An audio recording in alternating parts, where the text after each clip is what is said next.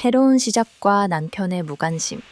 저는 한국의 평범한 30대 여성 민지입니다. 결혼 전까지만 해도 제 인생은 늘 분주하고 치열했지만 사랑하는 성재와의 결혼이 저를 온전히 행복하게 해줄 것이라 굳게 믿고 있었어요. 우리는 오랜 연애 끝에 서로에 대한 신뢰와 사랑을 바탕으로 결혼을 약속했고 신혼집도 직접 발품을 팔아 예쁘게 꾸몄습니다. 처음 신혼생활은 정말 꿈만 같았습니다. 매일 아침마다 남편이 일어나서 오늘도 예쁘네 라고 속삭이는 달콤한 말에 하루를 기분 좋게 시작할 수 있었고 저도 정성껏 아침을 차려 남편을 배웅하며 하루를 응원해주곤 했지요. 직장 생활을 하면서 쌓았던 스트레스도 새로운 가정에서 남편과 함께하는 짧은 순간들만으로 풀리는 듯 했습니다. 주말이면 성재와 함께 근교로 데이트도 다니고 소박하게 집에서 영화를 보며 컵라면도 끓여 먹었죠. 그런 평범한 일상들이 저에겐 세상 어떤 것보다 소중하게 느껴졌어요. 성재 역시 처음엔 제 말에 귀를 기울여주고 힘든 일은 없는지 자주 물어봐 주었습니다. 하지만 신혼의 단꿈은 길지 않았습니다. 남편이 어렵게 준비한 교사 임용시험에 합격하며 인생의 전환점을 맞게 되었습니다. 처음엔 온 가족이 함께 기뻐했지만 새로운 직장에 적응하면서 남편은 점점 바빠지기 시작했고 일이 힘들다는 핑계로 집에 들어오는 시간도 점점 늦춰지게 되었죠. 학교에 일이 많아서, 학생들 상담이 계속 이어져서 피곤해서 일찍 잘게 라는 말들이 점점 늘어나며 저를 바라보던 남편의 애틋한 눈빛은 점점 사라졌습니다. 처음엔 익숙하지 않은 학교 생활 때문에 예민해진 거겠거니 하고 이해하려 했습니다. 회사에서 쌓인 피로를 참고 집안일과 남편 뒷바라지를 더 신경 쓰고 그가 좋아하던 밑반찬도 만들어 냉장고에 가득 채워두었어요. 남편이 지쳐 들어올 때마다 손을 잡아주고 힘들지? 괜찮아. 나 항상 네 편이야. 라고 다독였지만 남편의 눈빛은 점점 나를 스쳐 지나가는 것처럼 공허하게만 느껴졌습니다. 언젠가부터 남편은 제게 사소한 부주의나 실수에도 쉽게 화를 내기 시작했습니다. 집에만 있으니까 변화가 없는 것 같다. 내가 밖에서 얼마나 힘든지 몰라도 너무 둔감하네. 그런 말을 듣다 보니 예전처럼 자신감 있게 행동할 수가 없었습니다. 저녁 식사 시간에도 남편은 휴대폰만 들여다보거나 학교 일 때문에 머리가 아프다며 말을 아꼈어요. 함께 웃던 시간이 줄어들고 집안엔 정적만 맴돌았습니다. 저는 점점 불안해졌습니다. 혹시 내가 문제일까? 더 노력해야 하나? 나의 존재가 남편에게 짐이 되는 건 아닐까 계속 자책하게 됐죠. 아내로서 여자로서 뭔가 부족하다는 생각이 머릿속에서 떠나지 않았습니다. 이런 마음을 털어놓고 싶어도 남편과의 대화는 점점 어려워졌고 그럴수록 저는 더 소극적으로 변해갔어요. 어느새 동시에 한 집에 살아도 서로 각자의 방에 있는 듯한 거리감과 서늘한 공기만 남았습니다. 그렇게 제가 꿈꾸던 결혼 생활은 하나씩 색을 잃어갔고 남편의 무심함 속에서 점점 자신도 모르게 무너져 내리고 있었습니다. 가끔 남편이 없는 밤이면 몰래 눈물이 흐르기도 했어요. 그래도 끝까지 믿고 싶었어요. 언젠간 남편이 다시 예전처럼 저에게 따뜻하게 대해줄 거라 여겼기에 저는 묵묵히 그 자리를 지켰습니다. 끊임없는 질책과 부당한 압박, 성재의 변화는 점점 뚜렷해졌다. 하루 종일 직장에서 고단하게 일하고 돌아왔음에도 불구하고 그는 나에게 웃어주기는커녕 자주 날카로운 말만 쏟아냈다. 민지야, 너는 요즘 왜 이렇게 신경을 안 써? 예전엔 그래도 꾸미고 다녔는데 지금은 집에만 있더니 살도 많이 찐 것 같아. 내 동료 선생님들 봐. 결혼하고도 다들 관리 잘하잖아. 네가 집에서 노는 줄 아나 봐. 그의 목소리에는 실망과 짜증이 가득했다. 때로는 아무 이유도 없이 내 머리카락, 화장, 입는 옷 모두 지적의 대상이 되었다. 남편의 이런 말은 내 마음을 한없이 작아지게 만들었고 내적 자존감마저 무너뜨렸다. 주변에서는 남편이 사회에서 성공하고 자리 잡으면서 남편의 시야가 넓어지고 나와 비교하게 되었다는 이야기를 들었다. 하지만 사랑으로 이어진 우리였기에 나는 사람들의 시선을 신경 쓰거나 스스로를 비교하며 살지 않았다. 그런데 남편이 나도 이제는 사회적 위치가 있으니 아내인 너도 좀 더 자신을 위해 가꾸고 밖에서 자극받으라고 권할 때마다 나도 모르게 위축됐다. 거기에 집안일이나 살림, 친정에 대한 이해까지. 네가 집안일 하나라도 제대로 해본 적 있냐? 엄마가 집에 와도 어색하게 행동만 하지 말고 배울 건 좀 배워라. 나는 날선말이 더해졌다. 한 번은 남편이 예전 친구들과 모임을 마치고 늦게 집에 돌아와 술에 취해 이런 말을 털어놨다. 이런 말 해도 되는지 모르겠지만 너랑 결혼하고 내 삶이 더 편해질 줄 알았어. 그런데 나만 노력하는 것 같아. 넌 그냥 흐르는 대로 사는 거지. 내 곁에 네가 있으니 점점 나도 정체되는 것 같아. 그날 처음으로 남편에게 나와 있는 시간이 부담스럽다. 있으면 답답하다. 란 말을 들었다. 내 마음은 산산이 부서졌다. 쾌한 침묵만이 흐르고 그 뒤로는 집안에서 남편의 걸음소리조차 무겁게 느껴졌다. 심지어 남편의 어머니, 시어머니도 나를 볼 때마다 넌지시 부담을 주는 말을 했다. 민지야, 요즘 성재가 예민하다는데 너는 아들 성재 잘 맞추고 있니? 어디 가서 우리 아들 얼굴에 먹칠은 하지 말아라. 며느리란 게 가문의 체면도 생각해야지. 그 모든 말 속에서 나는 한없이 위축되고 제대로 숨조차 쉴 수 없었다. 가끔 시댁에 모임이 있어 가면 남편은 일부러 내 이야기를 제3자처럼 건조하게 하거나 내 잘못을 대수롭지 않게 웃으며 남겼다. 내 편이 되어줄 거란 기대와는 달리 오히려 내 행동에 대해 동조하거나 차가운 반응을 보였다. 다툼이 이어지는 날이면 남편은 네가 잘하면 이런 일 없지. 나한테 불만 있으면 직접 말하지. 왜 이렇게 답답하게 구냐. 난 식으로 내 감정을 가볍게 치부했다. 그럴 때마다 나는 내가 얼마나 하찮은 존재인가 다시금 깨달았다.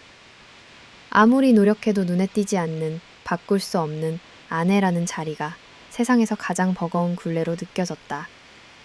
내면의 혼란과 슬픔이 차곡차곡 쌓여갈수록 나는 점점 말수가 줄어들고 미래에 대한 불안과 두려움, 그리고 절망만 커져갔다. 내가 정말 이렇게까지 무력한 사람이었나? 누구와도 공유할 수 없는 이 아픔을 그냥 삼켜야 하는가? 라는 생각만 맴돌았다. 아무리 친구에게 털어놓으려 해도 내가 너무 예민한 게 아닐까 싶은 자책만 남았을 뿐 누구에게도 내 진심을 온전히 버릴 수 없었다. 남편의 무심한 질책, 시댁의 부당한 잣대, 사회적 시선 속에 나는 점점 사라져가는 듯했다.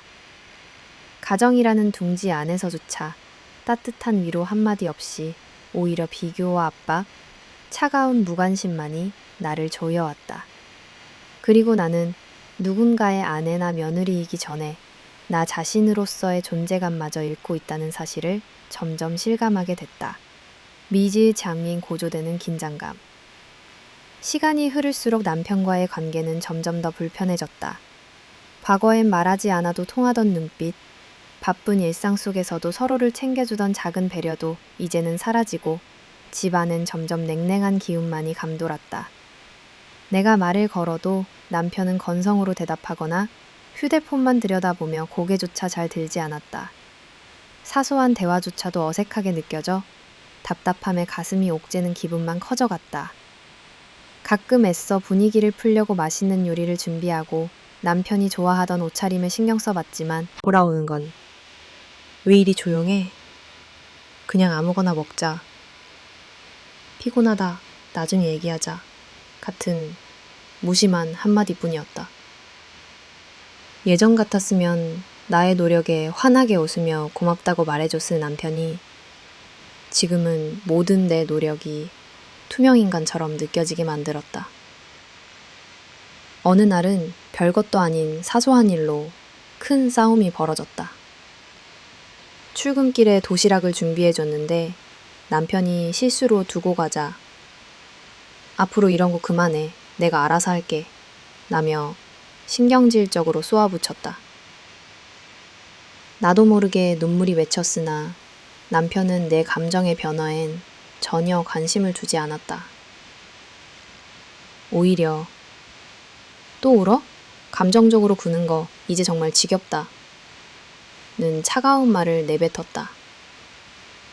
이후로 집안에서도 둘 사이에 보이지 않는 벽이 생겼다.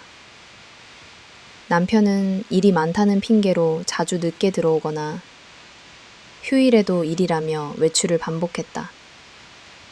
연락마저 뜸해지자 나는 남편이 정말 다른 세계에 살고 있는 것 같았다. 같은 공간에 있어도 마치 먼 타인이 된 듯 때로는 침대 양쪽을 사이에 두고 서로 등을 돌린 채 밤을 보냈다. 긴장감은 사소한 일상 곳곳에서 점점 쌓였다. 냉장고에 있는 반찬 하나, 설거지에 남은 물때, 청소 상태 등등 자잘한 것들로 다툼과 언쟁이 늘어갔다. 남편은 네가 집에서 하는 일이 뭐냐며 생활에 불만을 쏟아냈고 나는 점점 참고 견디는 것에 지쳐갔다.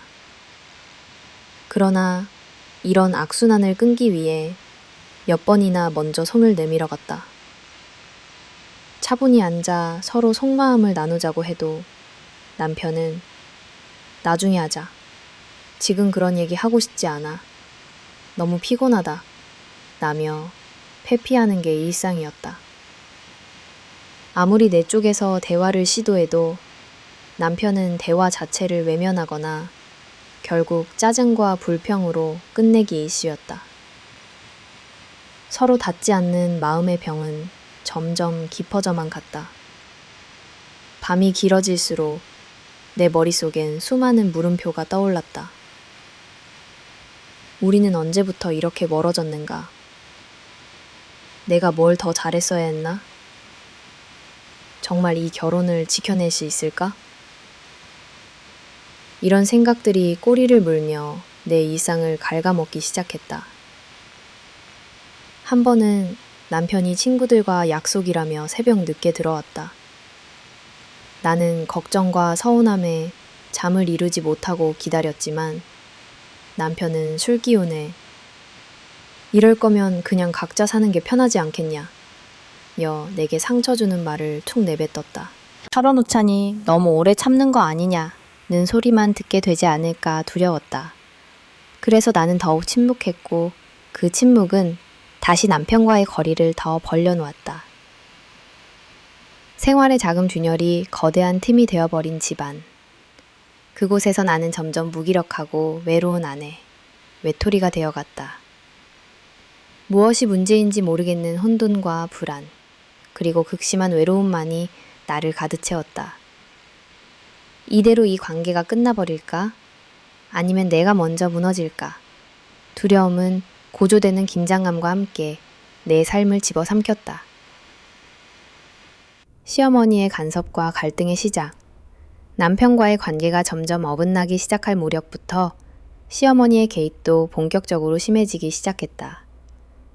시어머니 최순아 여사는 전형적인 보수적이고 권위적인 어머니상이었고 평생을 집안을 지키며 두 아들을 엄격하게 키운 분이셨다.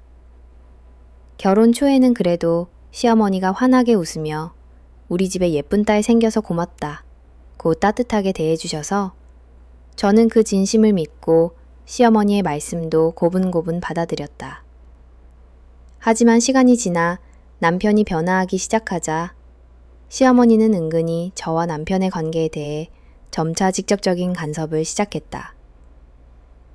어느 날 점심시간을 틈타 예고 없이 신혼집을 찾아오셨다. 저는 당황스러웠지만 그래도 최선을 다해 시어머니를 환영하려고 노력했다. 민지야, 요즘 성재가 왜 이렇게 아프고 피곤해 보이나 모르겠다. 네가 밥은 잘 챙겨주고 있니? 요즘은 반찬이 소홀한 것 같다더라. 갑작스러운 방문이면 방문이지 집안 구석구석을 꼼꼼히 살피시더니 냉장고 정리 상태부터 주방 싱크대, 거실 청소까지 모두 하나하나 평가하셨다. 나는 혹시 불편하신 점이 있으신가요? 말씀해 주시면 더 노력하겠습니다. 라고 조심스럽게 대답했지만 시어머니는 대꾸 대신 한숨을 쉬셨다. 시어머니와 단둘이 있을 때마다 조용한 압박이 이어졌다. 남편 앞에서는 우리 며느리가 꼼꼼하고 손도 야무지다 고 칭찬하는 척하면서 단둘이 있으면 너무 힘들면 친정에 좀 다녀와라. 이 집안에 들어왔으면 시댁 식구들 분위기에도 좀 더 신경 쓰라 등의 말을 돌려서 하셨다. 시댁 집안 행사 때마다 시어머니는 더욱 분명하게 저를 자신의 기준에 맞추려 노력했다. 명절이나 가족 식사 자리에서는 요즘은 며느리가 너무 편하게 있는 거 아닌가 몰라? 민지야, 형님은 물 한 잔 터다 줘도 이쁘게 보이는데 넌 왜 그렇게 가만히 있냐? 라며 슬쩍 비교까지 하셨다. 더불어 남편에게도 종종 따로 연락해 민지, 너 요즘 왜 표정이 못돈이시 안 좋냐? 집안이 무슨 문제 있으면 엄마한테 말해라 라고 하며 저에 대한 염려를 내색하는 척 실은 문제의 원인이 저라는 식으로 몰아가곤 했다. 집에 불쑥 찾아와서는 자신이 직접 장을 봐온 재료로 음식을 만들겠다며 주방을 휘젓기도 하고 옛날엔 며느리가 시누이 결혼식 때 반상 차림 다 해야 체면이 섰다며 전통과 문화, 예법을 꾸짖었다. 그런 행동들이 반복될수록 나는 점점 더 위축되고 내 집이 아닌 것처럼 느껴졌다. 어느 날 남편이 야근으로 집에 늦게 오겠다며 시어머니와 나 둘만 남게 되었다. 식탁에 마주 앉아 잠시 어색한 침묵이 흐른 뒤 시어머니가 입을 여셨다. 민지야, 내가 이 집 살림 30년 넘게 했다. 집안이라는 게 말이야. 겉으론 평온하게 보여도 안에서 얼마나 고생하는지 아냐? 네가 우리 집에 들어온 이상 성재만 바라보지 말고 가족 모두를 위해 살림을 진심으로 해야 한다. 우리 성재도 아들이지만 이젠 한 집안의 가장이니 네가 등불이 되어줘야 해. 아들한테 짐이 되지 말고 네가 스스로 알아서 기댈 줄도 알아야 한다. 그 말에 싸늘한 느낌과 동시에 설명할 수 없는 압박이 함께 밀려왔다. 무언의 기대와 평가 아래 나만 힘을 내야 하는 구조. 오랜 침묵 끝에 네 어머님, 제가 더 노력하겠습니다 라고 말했지만 속으론 감당할 수 없는 무게가 점점 늘어가기만 했다. 한 번은 시어머님이 내게 직접적으로 말했다. 때로는 교묘하게 친정집과 비교하며 내 친정어머님은 참 단단하고 부지런하시던데 넌 좀 아쉽다. 아이 낳으면 더 바빠질 텐데 지금이라도 정신 똑바로 차리고 살아야 한다. 라고 하시기도 했다. 집안 구석구석 나의 사소한 실수까지 꼬집으며 이런 건 성재가 보면 실망하겠다. 라고 덧붙였다. 점점 나는 내 행동 하나하나가 감시당하는 느낌에서 벗어날 수 없었다. 남편 역시 시어머님의 눈치를 심하게 보며 마치 내게 책임을 돌리는 모양새를 취하기도 했다. 부부간 사소한 말다툼이 시어머니 귀에 들어가면 왜 내 아들을 피곤하게 하냐 며 비난을 받기 일쑤였다. 이처럼 시어머니의 과도한 개입 속에서 나는 점점 더 내 편이 없는 기분에 사로잡혀갔고 신혼집은 어느덧 내 집이 아닌 시댁의 한 공간으로만 여겨지기 시작했다. 시어머니의 한마디 한마디, 행동 하나하나가 마치 내 인생의 모든 판단 기준처럼 다가왔다. 나는 그 압박과 간섭 속에서 숨이 점점 막혀오는 듯한 고통을 느끼게 되었다. 이런 현실 속에서 시간은 흘렀고 시어머님의 손길이 닿지 않는 하루가 잠정 드물어졌다. 미소 뒤에 감춰진 기대와 평가, 그리고 돌려 말하는 충고와 압박은 내 마음에 작은 생채기들이 쌓이게 만들었다. 나는 과연 어디까지, 어떻게 버텨야만 하는 걸까? 그 고민이 깊어가는 나날이었다. 시댁의 추후 통첩, 남편과의 사이에 이미 감당하기 어려운 냉기가 흘러가고 시어머니의 끊임없는 감시와 간섭에 마음이 점점 갉아먹히고 있던 어느 날이었다. 평소와 다르게 시어머니로부터 긴급하게 연락이 왔고 처음에는 그냥 오랜만에 시어머니 집에 들르라는 이야기인 줄만 알았다. 그러나 집에 도착했을 때 그곳엔 시어머니뿐 아니라 시아버지, 남편, 시누이까지 온 가족이 모여 있었다. 처음엔 모두가 의미 없이 애써 밝은 척 인사를 건넸다. 하지만 곧이어 서늘한 공기가 방 안을 가득 채웠다. 저는 속으로 불길함을 느끼며 무슨 얘기가 나올지 조심스레 눈치를 봤다. 시아버지는 무거운 표정으로 자리에 앉아 계셨고 남편 역시 평소와 달리 한마디 말도 없이 시선을 피해 있었다. 이상한 긴장감 속에서 시어머니가 먼저 입을 열었다. 민지야, 오늘은 우리 가족이 다 모인 자리다. 엄마가 너한테 꼭 할 말이 있어서 이렇게 시간을 냈단다. 저는 조용히 고개를 끄덕이며 내내 불안한 마음으로 시어머니의 말을 기다렸다. 네가 우리 성재랑 결혼해서 그간 고생한 건 다 안다. 그래도 결혼이란 건 서로 보완하고 함께 성장하는 거라고 생각했는데 솔직히 엄마는 많이 아쉽다. 아무리 기다려도 너까지 우리 아들을 위해 변하는 것 같지가 않으니 이제는 이쯤에서 정리해야 할 것 같다. 처음엔 무슨 뜻인지 몰라 멍해섰다. 하지만 곧바로 시어머니는 준비해온 두꺼운 서류 봉투를 테이블 위에 내밀었다. 무거운 침묵이 흘렀고 저는 차마 손을 내밀 수조차 없었다. 이건 네 앞길을 위해서이기도 하고 우리 집의 평화를 위해서이기도 하다. 네가 더 이상 우리 집과 맞지 않는다는 결론에 도달했다. 이혼이 최선이라는 게 우리 가족 모두의 생각이다. 신우이 역시 조용히 그러나 이미 마음을 굳힌 듯한 눈빛으로 저를 보고 있었다. 시아버지는 한숨을 쉬며 한마디 덧붙였다. 민지 씨, 우린 그동안 최선을 다했다고 생각합니다. 하지만 가정에 더 큰 불화가 생기기 전에 각자 길을 가는 게 모두를 위한 길 아닌가 싶어요. 남편은 한참을 아무 말 없이 앉아 있다가 조용히 고개만 숙였다. 그렇게 가족 전체가 준비해온 듯한 침묵의 최후 통첩. 집안의 분위기는 얼어붙었고 저는 마치 연극 무대 위에 억지로 세워진 배우가 된 것 같았다. 저는 차분하게 묻고 싶었다. 왜 나만 희생자가 되어야 하는가? 정말 이렇게까지 나를 내치려는 진짜 이유가 뭘까? 겉으로는 집안의 평화라고 했지만 시어머니의 시선과 남편의 침묵, 시아버지의 체념에는 분명 더 깊은 의미가 담겨 있었다. 저는 서류 봉투를 들여다보며 눈물이 맺혔다. 이 상황을 받아들이기까지 머릿속이 하얘졌다. 우리 부부 사이에서 무언가를 고치기 위한 노력이나 중재가 아닌 가족회의라는 이름의 집단적인 압박 앞에 나는 한없이 나약해졌다. 저는 떨리는 목소리로 입을 뗐다. 정말로 이게 모두의 의견이신가요? 한 번만이라도 진심으로 대화를 나눠본 적 있나요?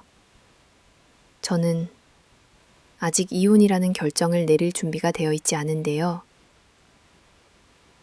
순간 시어머니의 눈빛도 신우이의 표정도 차가워졌다. 시어머니는 감정을 눌러 담은 채 말했다. 네가 아직 미련이 남았다는 건 알지만 그게 우리 아들에게나 우리 가족에게 득이 된다고 생각하니? 지금 네가 집을 지키고 있는 게 성재에게 전혀 도움이 되지 않는다는 거 스스로도 느끼지 않니? 네가 조금만 더 현명하다면 이쯤에서 물러나는 게 서로에 대한 마지막 예의일 거야. 남편은 그제서야 작은 목소리로 말했다. 나도 미안하다. 네가 힘든 거 누구보다 잘 알지만 우리 이쯤에서 결정을 내려야 할 것 같아. 서로를 위해서도 각자 새 출발을 위해서도. 싸늘하고 공허한 목소리였다. 저는 충격의 말을 잃었지만 화를 내거나 소리치림조차 없었다. 이 모든 상황이 이미 오래전부터 준비된 시나리오 같았다. 곧바로 신우이가 덧붙였다. 언니, 더 힘들게 얽히기 전에 여기서 정리하는 게 더 현명할 거야. 어차피 우리 가족 다 같은 생각이니까 괜한 기대는 하지 말아줘. 서로에게, 특히 오빠에게도 더 깊은 상처 주지 마. 서로의 얼굴을 바라보며 나는 이제 완전히 외톨이가 되었음을 실감했다. 시댁이라는 공동체 내에서 아무도 내 편이 아니었고 그들의 시선과 말 속에는 불편함, 피로, 망설임 한 점 없는 결의와 단호함만이 남아 있었다. 나는 한참을 아무 말 없이 앉아 있다가 결국 참지 못하고 눈물을 흘렸다. 하지만 그 눈물에 감정적으로 반응하는 가족은 아무도 없었다. 오히려 시어머니는 이제는 그만 울고 현실을 받아들이라 서류 봉투를 내 앞으로 더 가까이 밀어놓았다. 그 순간 내 인생이 나의 의지와는 아무 상관없이 누군가의 손에 이끌려가는 것 같은 참담함이 엄습했다. 기계적으로 예감과 그동안의 내 노력이 한순간에 무너져 내리는 현실이 뒤엉켜 머릿속이 하얘졌다. 전율이 기뻐가던 그날 나는 서류 봉투를 꼭 쥔 채 시댁 집문을 나섰다. 한 걸음 한 걸음이 무겁게 느껴졌고 그들의 말이 뒤늦게 어지럽게 귓가에 맴돌았다. 이혼이 가족 모두를 위한 최선이다. 이제 물러나야 할 때다. 네가 집에 더 남아있는 것 자체가 짐이다. 시댁 평화를 위해 네가 있어줄 이유는 없다. 그동안 가족을 위해 남편을 위해 흘린 땀과 눈물이 허무하게 느껴졌고 스스로에게 질문을 반복했다. 과연 내가 뭘 그렇게 잘못했나? 이 모든 책임이 정말 내게만 있나? 한 번이라도 날 진심으로 이해해주려 했던 사람이 있었나? 모두가 내게 등을 돌리고 내 존재마저 이루어지지 않은 듯한 그 집단적 냉기 속에서 나는 완전히 무너질 수밖에 없었다. 그날 밤 돌아오는 택시 안에서 나는 창밖을 멍하니 바라봤다. 마지막 희망까지 꺼져가는 불빛만큼이나 내 마음도 끝없는 어둠 속으로 가라앉았다. 내게 주어진 마지막 선택지란 오직 그들이 바라던 깨끗한 태장뿐이었다. 이혼 서류가 내 손에 남겨졌을 때 나는 어느 정도 마음의 준비를 했다고 여겼다. 그러나 그것이 진짜 마지막 아픔이라고 생각했던 나의 예감은 곧 철저히 빗나갔다. 아직 모든 진실이 밝혀지지 않았다는 사실을 나는 그때만 해도 몰랐다. 이별의 충격이 가시기도 전 우연히 오랜 친구와 조우하는 자리가 생겼다. 그 친구, 지연은 내 대학 시절부터 각별했던 인연이지만 결혼 후엔 자주 연락하지 못했다. 어느 날 퇴근 후 오랜만에 연락이 온 지연과 단둘이 맥주 한 잔을 하게 됐다. 처음엔 서로의 안부와 일상, 가벼운 대화로 식사를 시작했지만 시간이 지날수록 그녀의 표정이 묘하게 들떴다. 민지야, 너 혹시 우리 학교에 있는 성재 선생 알아? 그 말을 듣는 순간 내 가슴이 일순간 조여드는 듯 했다. 하지만 애써 웃으며 아무렇지 않은 척했다. 그 사람이 내 남편이었어. 근데 지금은... 내가 더 말을 잇기도 전에 지연은 핸드폰을 꺼내 사진을 보여주었다. 화면에는 내가 알던 그 미소의 성재와 지연이 매우 친밀하게 포옹하고 찍은 셀카, 두 사람이 나란히 어깨 동무하며 웃고 있는 모습 등 익숙하면서도 이질적인 풍경이 연속적으로 펼쳐졌다. 사실 나 곧 그 선생님이랑 결혼해. 동료로 지내다가 가까워졌는데 이제는 내 아이도 가졌어. 그녀는 자신의 행복만 머릿속이 하얘지고 잠시 숨마저 멎었다.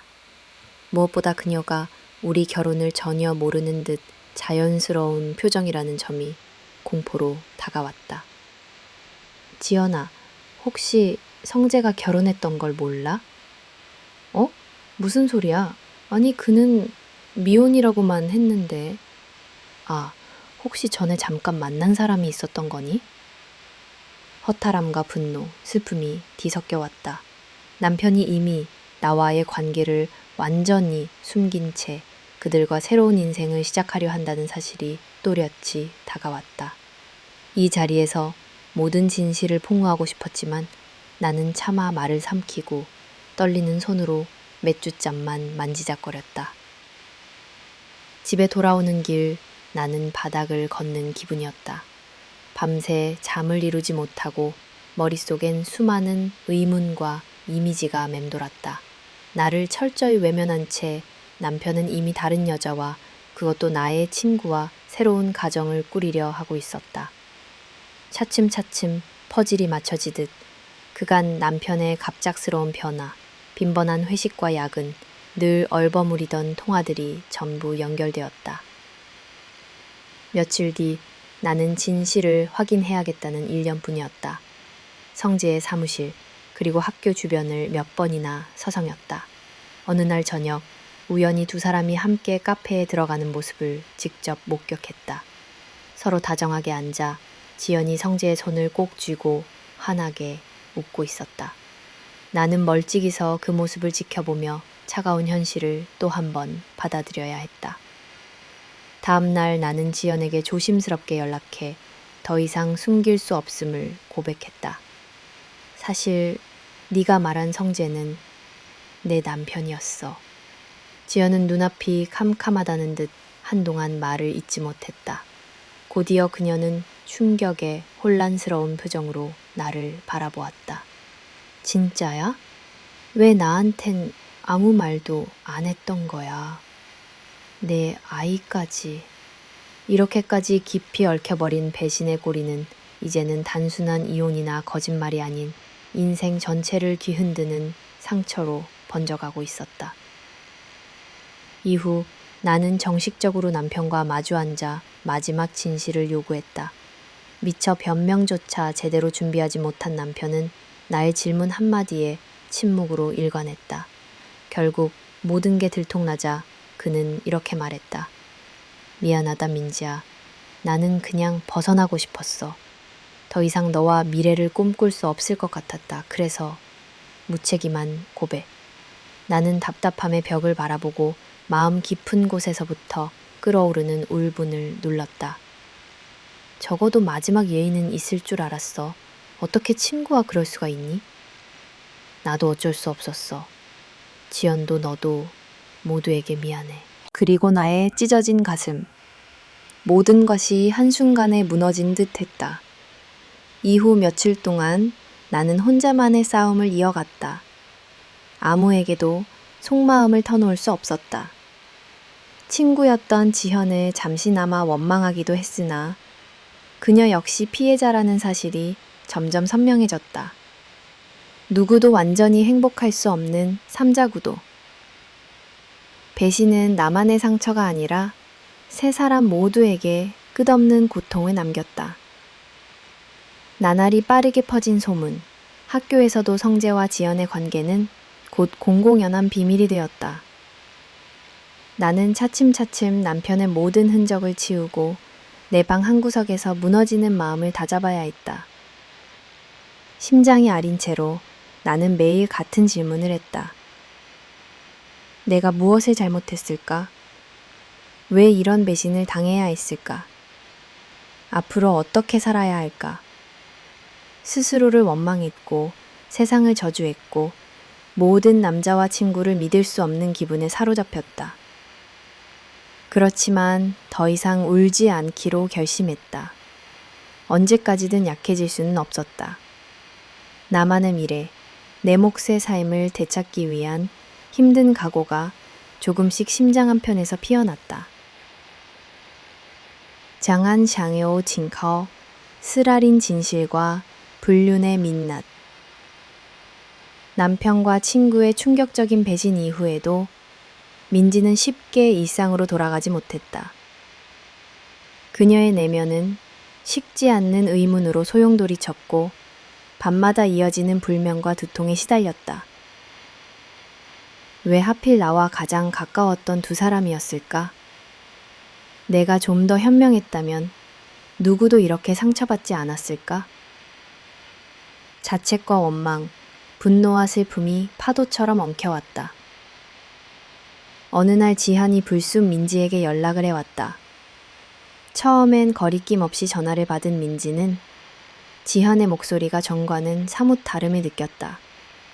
망설임과 두려움, 그리고 죄책감이 묻어나는 음성이었다. 민지야, 사실은 너한테 다 말해야 할 것 같아. 나 네가 모르는 일이 꽤 많아. 사실 고등학생 때 가족에게도 말 못한 일이 있었어. 학창시절 실수로 임신해서 결국 아이를 키우지 못했어. 친정엄마만 겨우 알고 있었지. 지현이 이어 말했다. 성재 오빠는 내 과거를 몰라. 내 아이에 대해서도 사실 누가 아버지인지 정확히 말할 자신도 없어. 지금 뱃속 아이 역시 풀리지 않는 불안감이 있어. 민지는 이 고백에 어떤 위로의 말도 전할 수 없었다. 친구에게 동정심이 들면서 동시에 씁쓸함과 충격, 그리고 자신의 인생이 얼마나 허무하게 뒤엉켰는지 절감했다. 한편 성재와 지현의 결혼이 복듣게 됐다. 지현은 조심스럽게 혹시 우리 아이가 당신과 닮지 않으면 나를 의심할 거야? 라고 물었고 성재는 당황한 듯 그럴 리 없지. 네가 가진 모든 걸 믿고 싶어. 라며 애써 진심을 보이려 했다. 하지만 지연은 민지에게 따로 전화를 걸어 스스로도 불안한 마음을 감추지 못했다. 혹시 나중에라도 민지가 진실을 드러내면 우리 인생은 어떻게 될까? 만약 세상에 알려지면 성재는 내 곁에 남아줄까? 지연의 목소리에는 남모를 외로움과 두려움이 번지고 있었다. 민지는 더 이상 과거를 파헤치려 하지 않았다. 그저 냉정하게 이 모든 곡절과 음모, 비밀이 언젠가는 세상에 드러나리라는 예감만이 남았다. 이후 민지는 예전 친정엄마와 속 깊은 대화를 나누게 되었다. 엄마는 조용히 말했다. 하지만 세상 일은 생각처럼 단순하지 않았다. 어느 날 성재의 동료 교사가 조심스레 민지에게 말을 걸었다. 주변에서는 지연이 그동안 남자 관계가 복잡했다더라. 배우자 몰래 뭔가 숨겨온 게 있나 봐. 따위 험담이 돌기 시작했고 민지는 그러한 장면들을 멀찍이 지켜보는 입장이 되어버렸다. 아이러니하게도 이제는 자신이 그 소용돌이 한가운데서 벗어난 제3자가 되었음을 깨달았다. 기억 저편. 민지는 아득한 설움이 복받쳐 흐느꼈다. 평범했던 일상이 모래성처럼 무너졌고 가족이라 믿었던 이들의 이면엔 끝없는 비밀과 과장이 뒤섞여 있었다. 더는 누구의 진심도 불안도 완전히 신뢰할 수 없다는 사실이 쓴 현실로 다가왔다. 일련의 사건을 겪으며 민지는 스스로를 탓하기보다 단단해져야 한다는 다짐을 새겼다. 마지막으로 지연과의 대화를 정리하는 자리에서 민지는 한마디만 남겼다. 이름 모를 허탈함과 고독, 그리고 씁쓸한 해방감이 민지의 마음속에 동시에 자리 잡았다. 먼 곳을 바라보며 그녀는 천천히 세상과 마음의 거리를 재조정하기 시작했다. 필연적인 이혼과 조용한 합의, 모든 진실이 밝혀지고 남편 성재와 친구 지연의 배신을 견뎌낸 뒤 민지는 이미 더 이상 이 결혼을 지속할 이유가 없다는 사실을 체념처럼 받아들이게 되었다. 분노와 분노가 지나간 자리에 남은 것은 놀랄 만큼 차가운 냉정함과 자신을 지키겠다는 마지막 자존심뿐이었다. 이제 그녀에게 남은 일은 불필요한 희망을 버리고 이혼을 통해 새로운 삶을 시작하는 것이었다. 하지만 민지는 결코 아무런 준비나 방비 없이 무너져주지 않기로 마음먹었다. 남편과 시댁이 자신을 가족에서 내몰고 또다시 희생양으로 만들려 했던 기억들이 생생했기 여체 때문에 그녀는 마지막 순간에도 자존감을 걸고 모두와 맞서기로 다짐했다. 그 과정에서 그녀는 지난 시간 동안 모아둔 모든 자료와 증거를 냉정하게 정리했다. 성재와 지연의 부정행위를 뒷받침하는 메신저 기록, 사진, 심지어 학교 동료들이 증언할 수 있는 상황까지 세세히 정리해 두었다. 혹시라도 시댁이 끝까지 자신에게 책임을 전가하거나 이 자료를 주지 않고 조용히 내보내려고 할 때 무기로 꺼내들 자산이었다. 어느 날 민지는 법률 상담을 받고 정식으로 이혼 절차에 착수했다. 작은 법률사무소의 변호사 앞에서 침착하게 현재 상황과 모든 자료를 설명하면서 그녀는 말없이 자신의 강인함을 다졌다. 이틀 후 민지는 직접 시어머니에게 조용한 어조로 연락을 취했다. 어색한 침묵이 흐른 후 시댁 역시 사태의 심각함을 인식했다. 속으로는 가족의 평판과 사회적 체면, 성재의 직장 생활에 대한 불안함도 있었기에 그들은 더 이상 큰 분쟁으로 사태가 번지는 것을 원치 않았다. 결국 시댁 측에서는 변호사를 통해 조용히 위자료와 거주지 정리, 각종 재산 분할 조건 등 현실적인 합의의 틀 내에서 민지와 조건을 논의하게 되었다. 합의 과정은 냉랭하고 공식적이었다. 서로의 표정에는 지난 세월의 애틋함이나 미련은 전혀 남아있지 않았다. 민지는 서류를 끝까지 꼼꼼히 읽으며 가장 불이익이 없는 방향으로 마지막까지 자신의 이해관계를 지켰다. 최종적으로 법정에서 판사의 확인과 서명을 거치면서 모든 절차는 깔끔하게 마무리되었다. 새하얀 문서에 남은 이름, 날짜, 각자의 도장. 민지는 한동안 그 서류를 들여다보며 자신이 드디어 긴 터널을 빠져나왔다는 실감과 함께 묘한 허탈감에 빠져들었다. 이혼 후의 첫날 아침, 민지는 오랜만에 편안한 잠에서 깨었다. 창문을 열자 신선한 공기가 방 안을 감쌌다. 거울 속에는 발라진 표정의 자신이 있었다. 상처와 고통이 여전히 흔적으로 남아 있었지만 이제는 어떤 불안이나 분노도 아닌 자유와 다짐으로 얼굴이 채워져 있었다. 이제부터 시작이야, 내 인생은. 민지가 챙긴 이혼 합의서와 증거 자료는 혹여 미래에 또다시 그녀를 위협하는 일이 생길 때 최후의 방패가 되어줄 것이 분명했다. 그러나 동시에 그녀는 더 이상 과거 악몽에 매이지 않고 오롯이 자신의 행복과 성장을 향해 나아가기 위해 결심을 굳혔다. 진정한 해방감과 날카로운 현실 감각, 그리고 한층 성숙한 자기애가 민지의 마음을 더욱 단단하게 만들고 있었다. 이 모든 과정을 관통하며 민지는 인생이란 누구의 손에 맡기는 것이 아니다. 스스로 지켜내는 것임을 다시 한번 뼈저리게 배웠다. 박결혼식에서의 결정적 일격. 성재와 지연의 결혼식 날. 민지는 속으로 마치 모든 영화의 결말처럼 느껴졌다. 그동안 쌓여온 분노, 배신, 침노, 합의서에 찍힌 도장까지 이 모든 상처를 품은 채 자신만의 마지막 카드를 준비한 그날이었다. 결혼식장이 위치한 고급 연회장은 축하객들의 화려한 옷차림, 예식 스태프의 분주한 움직임, 그리고 어색한 미소로 일관하는 지연의 가족들로 가득했다. 민지는 평소와 달리 조용하고 차분하게, 하지만 그 누구보다 명확한 목적의 눈빛으로 식장에 들어섰다. 그녀의 손에는 작은 미니 카메라와 USB, 그리고 익명의 봉투 몇 개가 들려 있었다. 결혼식장 한편에는 이미 어두운 그림자가 드리워진 듯했다. 지연의 어머니는 연신 불안한 표정으로 하객들과 인사를 나누고 신부 대기실 문이 때때로 조용히 닫혔다 열렸다를 반복했다. 민지는 잠시 계단 옆 조용한 구석에서 식장의 흐름을 관찰했다.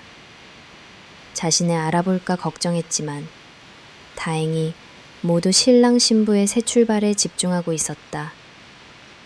예식이 시작되기 전 민지는 우선 식장 곳곳의 분위기와 인연이 엮인 인물들의 모습을 사진으로 남기기 시작했다. 특별히 주목한 인물은 지연의 가족, 특히 그녀의 어머니였다. 민지는 조용히 다가가 타인의 시선을 피해서 조용히 이렇게 말을 건넸다. 결혼식 본식 직전, 민지는 살짝 미소를 머금고 식장 뒤편에 남겨둔 노트북에 USB를 꽂았다. 거기엔 그동안 모은 사진, 녹취록, 지연이 학교 및 주민센터에 허위 서류를 제출했음을 입증하는 문서, 그리고 성재의 배신을 구체적으로 보여주는 메시지와 사진들이 저장되어 있었다. 그 순간 예식장은 평소와 다를 바 없는 축제의 분위기를 연출했다.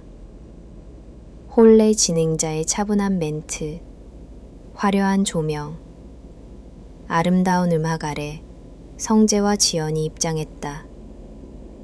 이들의 얼굴에는 어딘가 어두운 확신 없는 불안감이 잠깐 스쳤다. 결혼 서약을 올리는 성재의 목소리는 떨렸고 지연 역시 지나치게 강한 미소로 불안을 감추는 듯 했다. 하객들 중 일부는 식장이 시작 전 휴대폰에 무언가 메시지를 받고 소란스럽게 속닥였다. 첫 번째 충격의 물결이 퍼지기 시작했다. 미니하려 애썼고 신랑의 동료 일부는 당황한 듯 붉어진 얼굴로 퇴장했다. 지연의 어머니가 민지에게 급하게 다가와 낮은 목소리로 말했다. 지연은 결국 민지를 찾아 삐걱거리는 목소리로 말했다. 식이 거의 끝난 그 시점, 여러 기관과 관계자들이 이미 현장과 학교, 지연 가족에게 확인 요구를 시작했다. 민지는 아무런 미련이나 죄책감 없이 식장에서 나왔다. 민지는 직접 고발하거나 언성을 높이지 않았다. 하지만 진실이 드러나는 파급력은 결코 작지 않았다. 향후 지연과 성재의 사회적 입지, 직장과 평판, 가족관계 모두 송두리째 흔들릴 것이 뻔했다. 격려, 명예, 그리고 치러야 할 대가. 결혼식장에서의 조용하지만 강렬한 진실 폭로 이후 얼마 지나지 않아 성재와 지연의 인생에는 크나큰 균열이 찾아오기 시작했다. 사회에 드러난 불륜과 서류 위조, 그리고 은폐와 배신의 사슬은 더 이상 감출 수 없는 누수가 되어 두 사람을 감싸고 있던 모든 평판과 신뢰를 집어삼켰다. 가장 먼저 타격을 입은 것은 성재의 교직 생활이었다. 처음엔 동료 교사들과 학교장, 학부모들은 그저 소문 정도로 치부했으나 언론에 흘러나온 신뢰를 배반한 교사에 관한 익명의 제보와 구체적 자료들이 확산되자 더 이상 모른 척할 수 없었다. 성재는 학교 징계위원회로 즉각 소환되었고 그의 해명은 너무나 궁색했으며 이미 학교 내외에는 그는 더 이상 모범이 될 수 없다는 분위기가 팽배해졌다. 이어진 학교 감사와 교육청의 조사가 본격 진행됐다. 싸늘한 교무실 안에서 성재는 그간 동료가 되어준 이들에게서조차 등돌림을 당했다. 누군가는 그 정도 인품이었다면 언젠가 터질 일이었다고 쑥덕였고 누군가는 직접 도대체 무슨 생각으로 학생들 앞에 섰던 거냐고 비난을 쏟아냈다. 징계 담당과 동료 교사들은 그와 눈조차 마주치려 하지 않았다. 성재의 명예는 단 한순간에 추락했다. 학교 게시판에는 익명으로 그의 사생활을 질타하거나 선생님으로서의 자격을 의심하는 글들이 빗발쳤다. 일부 학부모들은 시위를 계획하며 아이를 더럽힌 교사는 내쫓아야 한다고 날을 세웠다. 결국 학교는 성재에게 정직, 그리고 최종적으로 면직 처분을 내렸다. 오랜 시간 애써 쌓아온 교사로서 경력과 자부심, 앞으로의 미래가 한순간에 산산조각났다. 지연 역시 학교에서 버틸 수 없었다. 배임 혐의 및 허위 서류 제출, 그리고 사생활 관련한 부정적 소문이 학교 분위기를 뒤흔들었다. 주위 동료들은 차가운 시선과 함께 신뢰할 수 없는 사람이라며 그녀를 피했고 학부모들 또한 그녀의 교실에서 아이가 배우는 것에 강력히 반발했다. 학교는 공식적으로 조사에 착수했고 결국 지연에게도 신규 계약 해지와 징계 통보가 날아왔다. 사회적 신뢰를 잃은 두 사람의 가족은 더 심한 고통에 시달렸다. 성재의 부모는 가까운 친지와 이웃들에게서 자식 교육을 똑바로 못 시킨 집안이라는 비난을 받았다. 시어머니와 시아버지 모두 그간의 위선적 자부심이 무너지며 서로에게 책임을 전가하고 말다툼이 끊이지 않았다. 지연의 집안 역시 조용할 리 없었다. 오랜 세월 숨겨온 진실이 한꺼번에 드러나자 가족들은 몰려드는 언론 기사, 이웃의 수군거림, 그리고 친인척의 따가운 눈총에 견디지 못하고 지연을 집에서 멀리하도록 권유했다. 지연 또한 극심한 정신적 스트레스로 일상을 제대로 이어가지 못했다. 경제적 손실 역시 잇따랐다. 두 사람 모두 직장을 잃으면서 생계를 걱정해야 했고 결혼을 위해 빌린 신용대출, 예식비, 혼수자금 등은 한순간에 막대한 빚으로 떠올랐다. 친정과 시댁 양가에서는 누구도 이 책임을 쉽게 나누려 하지 않았고 변호사 자문과 상호소송 문제로 감정의 골은 더 깊어졌다. 무엇보다 두 사람의 인간관계는 산산요강 같다. 결혼식에 참석했던 절친, 동료, 오랜 친구들은 하나둘 연락을 끊었고 SNS에는 냉소적 댓글과 비난이 줄을 이었다.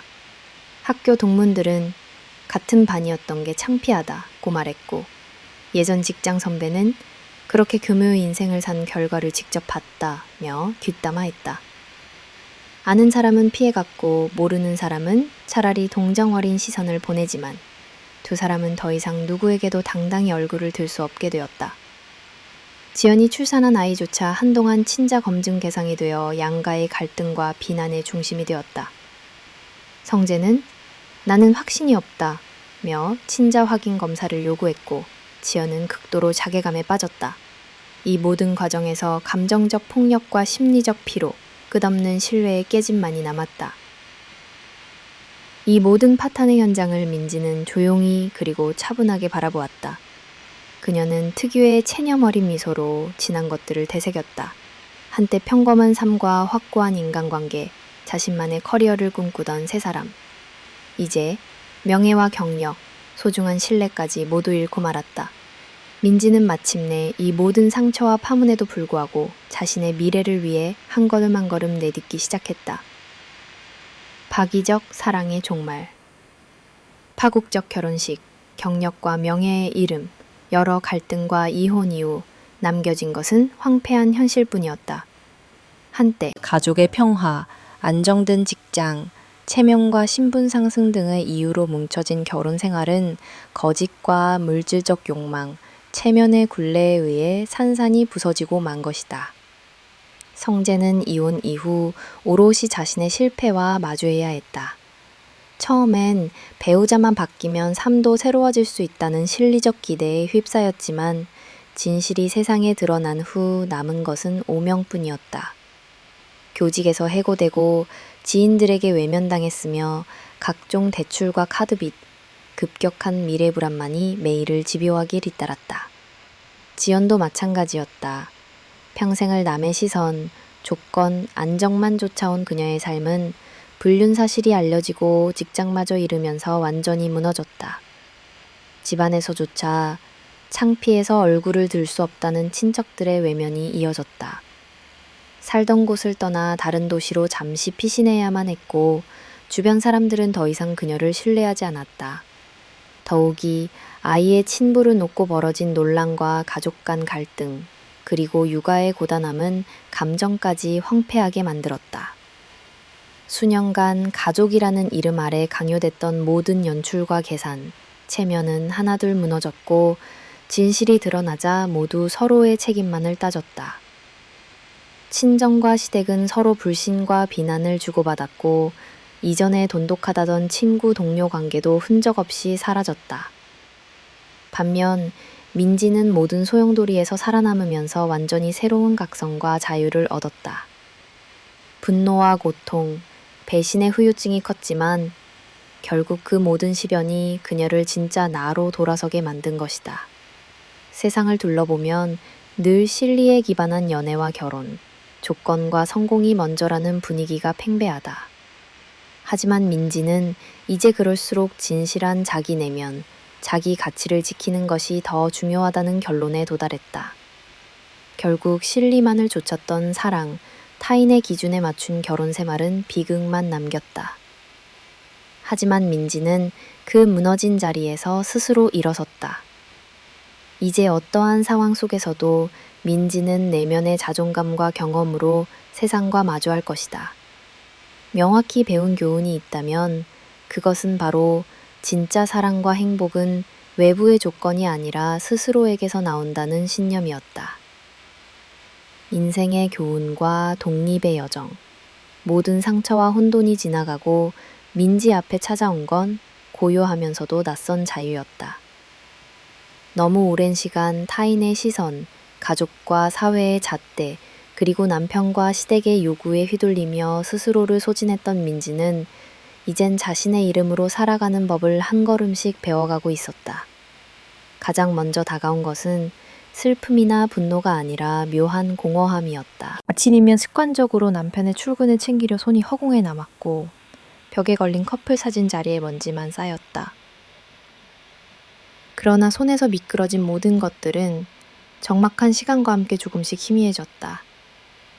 민지는 이전보다 더 자신을 바라보기에 노력했다. 그녀는 매일 영어와 외국어 실력 향상을 위해 인터넷 강의를 듣고 자격증 공부에 몰두했다. 비록 경제적으로 넉넉하지 않은 처지였지만 과감히 본인이 좋아하는 패션 업계에 도전하기로 결심했다. 우연히 인터넷 채용 공고에서 글로벌 패션 대기업 신입 MD, 상통기획, 모집을 발견하자 오랜 고민 끝에 이력서와 포트폴리오를 다시 썼다. 최종 면접에선 이혼과 배신의 상처 속에서도 배운 치열함과 성실함을 숨기지 않았다. 남들이 실패라 부르는 경험도 결국은 저만의 자산이자 성장의 밑거름이 될 거라 믿습니다. 지원 동기란에 쓴 이 한마디는 예상외로 면접관의 공감을 얻었다. 새로운 환경에서 민지는 일에 몰두하며 작은 성공과 성취를 하나둘 경험했다. 동료들은 그녀의 근면함과 책임감, 그리고 위기 속에서도 흔들리지 않는 담담함을 높이 평가했다.